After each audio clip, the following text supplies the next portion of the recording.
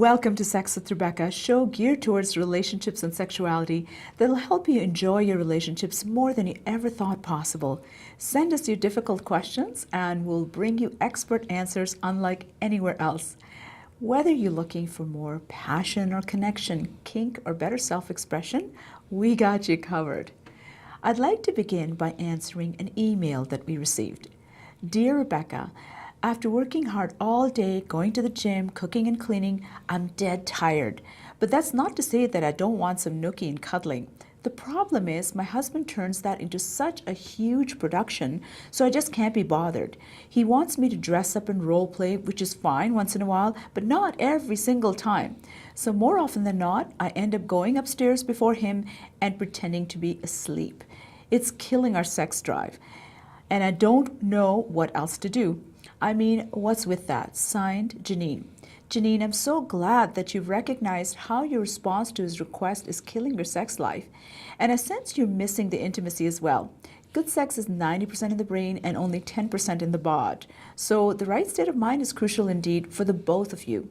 In his case, that means loads of mental foreplay, which is what role play is. In your case, it's being able to relax, which is also crucial to the process. So let's look at it from each side, shall we? The brain habituates very easily, so the same old stops feeling exciting after a while. Him wanting to spice it up may just be his way of keeping it enticing and novel. At least he's not looking for novelty elsewhere.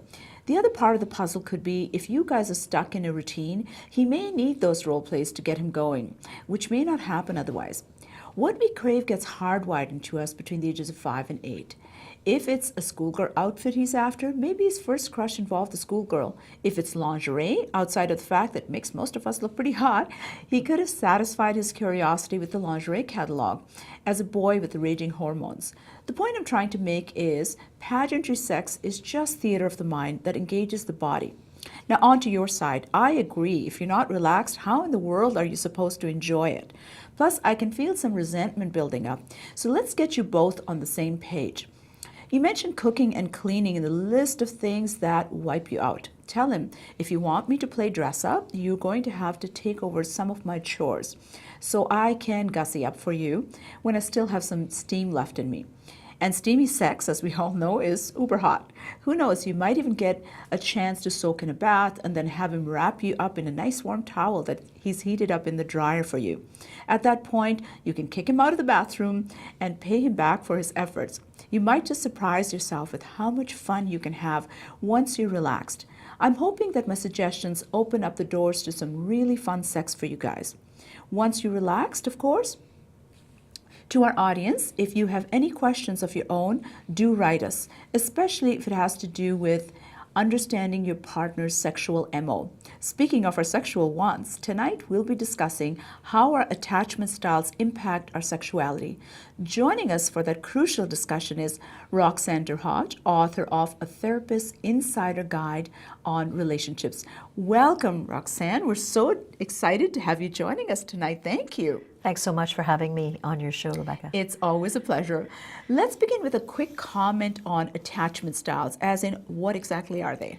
Well, I think attachment styles are just that attachment that we form really early in life. And if you think about mom and dad and kind of how we were treated growing up, and like I often say to most people, most of us did not have the ideal kind of situation with both parents, but minimally we would have had our needs met to some degree. With attachment styles, what we know is that ideally we all want to be securely attached. So what we grew up in is ideally we may not have had all our needs met, but ultimately I say it's about listening to the inside of you and saying, do I have those needs, and what kind of style am I coming from? Am I coming from an insecurely attached where I'm not so sure what my needs are? Am I kind of avoidant attachment style, which I kind of avoid intimacy? Or did I come from a kind of a dismissive kind of parenting background where I'm not really sure, what am I needing is okay or not. And how should I act? Because ultimately we learn very early on, depending on how our parents reflect back. And some people, they become people pleasers because they're insecure and they want approval. Other people are just terrified of relationships altogether. And some people just can't understand them. So it's a key element in how we relate in and out of the bedroom. How can one identify their own as well as their partner's attachment styles? Because it's very telling how we do relationships. Absolutely, and I think we have to be real with ourselves first. And Absolutely. oftentimes it's kind of easy to look at the other person and say, "Oh, you need this or you need that." And I think just kind of think, were my needs generally met, physically, emotionally, psychologically at home? And if they weren't, kind of where do I fit? So am I a bit insecure sometimes with the individuals that I'm dating, or is it that as soon as they get close, I kind of back off? Pull away. Right. Yeah. So am I avoidant, or am I kind of insecure, or am I pretty securely attached? So I think when you kind of start to gauge that and knowing a bit about your partner, it's a little bit more difficult when you're casually dating, but you're kind of wanting to know what kind of frame are they coming from. And we can teach each other too, ultimately, right? Because absolutely, absolutely. It's amazing. So can you comment on maybe just a couple of bullets on what each attachment style looks like so that our audience can say, you know what, that resonates for me? Well, the insecurely attached type is the type that is perceived as soon as they get stressed, they get needy. So Yes. they kind of hold on quicker. And then the other part, Love me, love me. yeah, and then they're like, okay, I think you're kind of stifling me now. The avoidant is, I'm close to you, but you kind of scare me. So I'm going to back off. The ambivalent is, I like you. Oh, I don't know if I like you. So one foot on the accelerator and one foot on the brake. So you kind of become really stuck. Obviously, it's really important for us to know our needs and to be able to articulate them to our partner in a healthy way. So what's real quick, if you can tell us in 30 seconds, what's the best way to do that so we don't hinder the process? Well, I think it's not about blaming, right? Because that's the biggest thing. Because oftentimes if I need something, and I might be insecurely attached, I'm going to get a bit anxious. And I think it's about being vulnerable with your partner and saying, right now when you do this, it makes me kind of scared. And when I get scared, it brings me back to a time when I was X, Y, Z in my life, and I really needed someone to be there for me. Is that what you're trying to do to me? And he's or she's going to say, absolutely not. And then you can say, this is what I need instead. That's beautiful. So it's owning it, that this is my need, so you're not blaming. And I always say to people, it's easier and healthier to ask for what you need as opposed to blame someone for not meeting your needs or after the fact taking them to a place, because they may not even know what your needs are. I know you have lots more great stuff ahead. When we return, we'll be discussing emotional safety and its impact on our sexual expression. So don't go anywhere.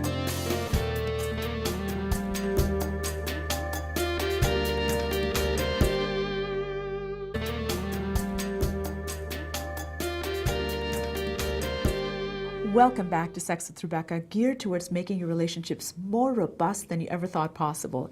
In this episode, we're talking about how our attachment styles impact us sexually with Roxanne Derhodge. A lot of what we've been discussing ties into trust and emotional safety.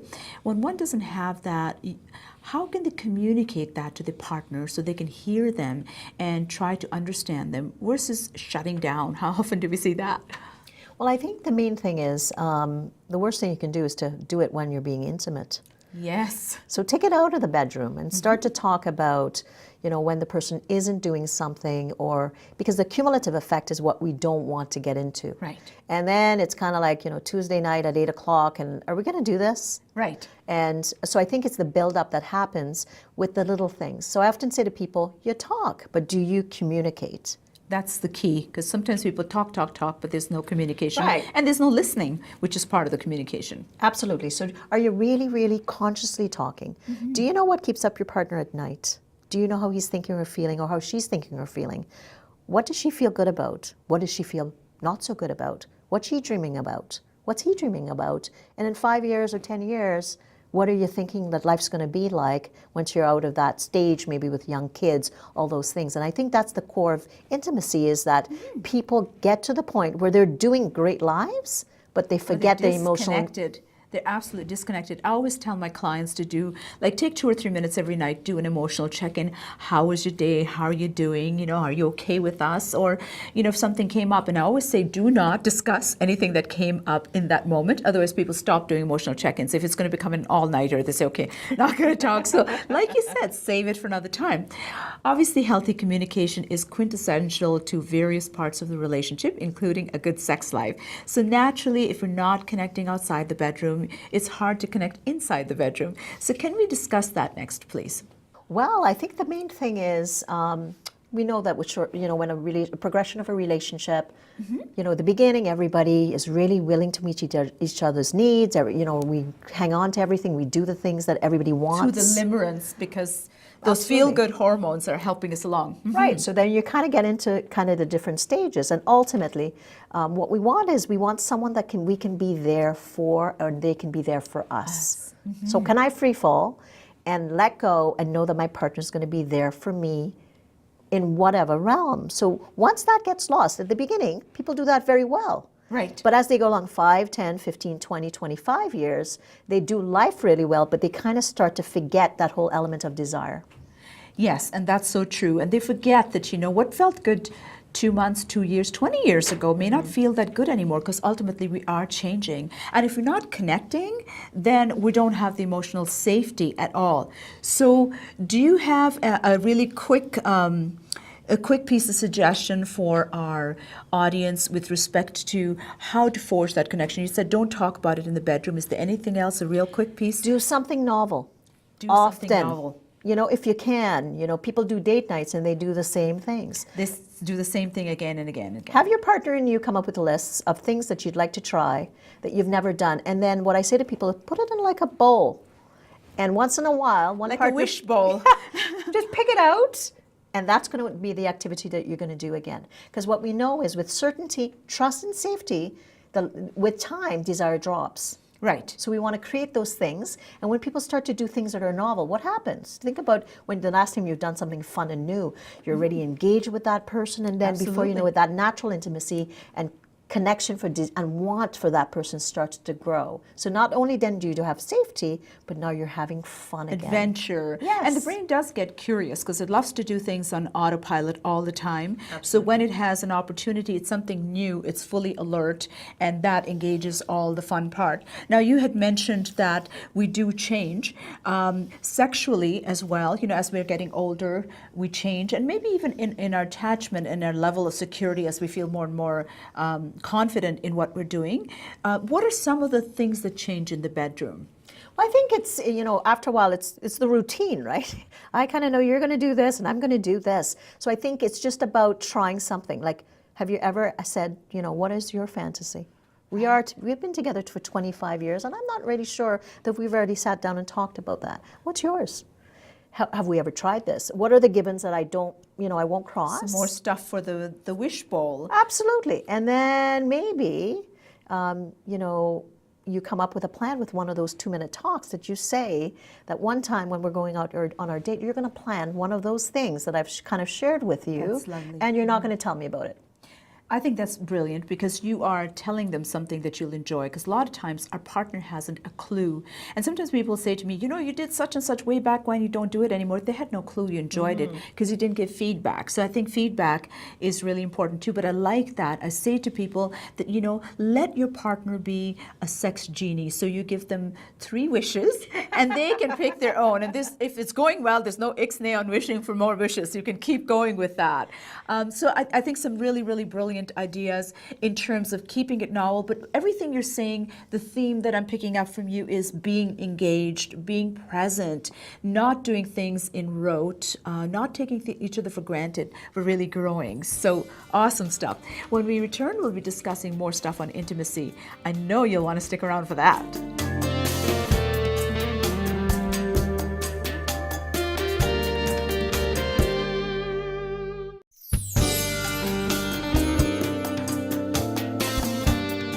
Welcome back to Sex with Rebecca, a show where we bring you expert advice on important matters to help your relationships be more intimate, exciting, and emotionally fulfilling. We've been chatting about how our childhood footprints impact our adult sexuality with Roxanne Derhodge. One of the best ways to ensure a great sex life is by being vulnerable and perhaps taking some risks. How does that work? I think the main thing is that what we know with intimacy is that if I am vulnerable in a relationship with you, I draw you in. Absolutely. But what do couples do? When they get scared, they back off. Just the opposite of what they want to do. Right. And and the more that you're able to do that more, you get to a space where, like, It's kind of like, when you and I have worked with somebody and we've been through something traumatic in our jobs, there's that connection that happens. So I think ultimately with partners, when they're able to get into that space where they say they risk and they tell their partner something that they're so scared about, and then the partner goes, wow, like I've never known you felt like that or you experienced that. And what that does is it ultimately brings us to a space of, I can open my heart, share something with you, and draw you in. And draw you in, and you're not going to judge me. Even in sessions, sometimes there comes that critical moment where we may have a little piece of self-disclosure that helps us connect with the client, and they go, wow, you're vulnerable to me, and all of a sudden the climate changes because now they can risk being vulnerable. Like, ultimately, it ties into the safety piece. Now, speaking of trust and vulnerability, those things can change after an affair. It's petrifying to be vulnerable and to be able to rebuild trust again. And it can be difficult, particularly in the bedroom. So let's talk about that again. How do we restore that? And can it be great again, that sexual, intimate piece, which is mind, body, and soul? Well, I think affairs can go both ways. It can be the best teacher or it could be the end of a relationship. So I think ultimately as a couples therapist, what I look at is when you get the couple to a point where they can be open, we talk about what were the needs that were fulfilled within that relationship. And you work slowly with the person that did not have the affair to not take it personally, to figure out how they can build it into the marriage or the relationship. That's brilliant, because it can be a wake-up call. And I'll always say to the wounded party that, we can either just, obviously we have to do the healing and stuff like that, but we have to look at the context that led to the affair in the first place. Absolutely. And if you don't change the context, you're going to make up, but then there's a risk of going right back where you were. So you feel that sex can, in fact, get better and hotter? Absolutely. Like when people start to get to the point, ultimately they have to feel safe again. So that's the first rung on the ladder. Once that has been reestablished, and they look at, okay, the novelty. We did, I did a lot of different things. We talked, we played. You made me feel safe when I had that horrible thing happen. Okay, so how can we build that in to this post, and I call it a post-affair marriage, because ultimately you're going to build those things in that is going to enhance things. And do something new. It's not about going back to where you were, because obviously it didn't work. Absolutely. So I like that you're talking about building stuff and building around it. Now, how can we work with our partner's attachment style once we are getting back on track? Do you have any points around that? Well, I think, when you see someone, let's say it's an insecurely attached person, they're becoming more needy, you call it and say, I get the sense that you're wanting so much more time with me. Can we talk about what's happening here so that the partner understands what's happening for you, but I appreciate that you want to be close to me. That's lovely, because you're not attacking them. You're just saying, okay, so I'm sensing this, you're clinging. Are you feeling insecure? What is going on? And honoring that, but not blaming that. Because it's too often people say, particularly the person who's cheated, they'll all of a sudden they start to say, is this ever going to stop? Right. What headspace? Right. But if you can say it lovingly, why wouldn't the other person let you? And so it's, again, opening the door to vulnerability. And talking and staying in that space, that's what most couples are afraid of. Right. I'm speaking to the fact that I feel like you stonewall me every time. And when you stonewall me, it reminds me when I was forgotten on the front door when I was 5 to be picked up after school. And I was wondering if my parents were ever going to come back. Absolutely. How terrifying is Right. that? And, Gottman says that stonewalling, criticism, contempt, and defensiveness are going to kill the relationship. But the way you've described it, it's not just that it feels bad. It makes you feel like when you were left at the front door by yourself as a latchkey kid, because ultimately we return to the age of unresolved trauma when we're triggered. Right. Coming up, some final words on pulling everything together for the most connected sex. So do stick around for that.